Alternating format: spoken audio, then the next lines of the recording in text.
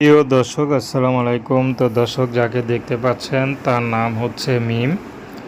মিম অনেক অসহায় হতদরিদ্র পরিবারের মেয়ে। মিমের বাবা নেই, মিমের মা আছে। মিমের বড় একটা বোন আছে, এখনও বিয়ে হয়নি কারণ মিমের বোন প্রতিবন্ধী। তো মিমি এখন দায়িত্বে আছে কারণ মিমে এখন বর্তমানে বিয়ের বয়স, বিয়ে শাদী করতে হবে। তার মা মিমকে নিয়ে অনেক চিন্তা করে, বড় বোনকে তার বিয়ে দিতে পারেনি। তো মিমের মা চাচ্ছে মিমকে বিয়ে দিতে যদি ভালো একটা মানুষ পায়। তার কোনো টাকা পয়সার দরকার নেই, শুধু চায় ভালো একটা জীবনসঙ্গী যে সুখে দুঃখে পাশে থাকবে, তাকে কখনো ছেড়ে চলে যাবে না। তো মিম পড়াশোনা খুব ইচ্ছা ছিল, কিন্তু 5 পর্যন্ত পড়াশোনা করেছে আর পড়তে পারেনি, পড়াশোনাটা বন্ধ হয়ে যায়।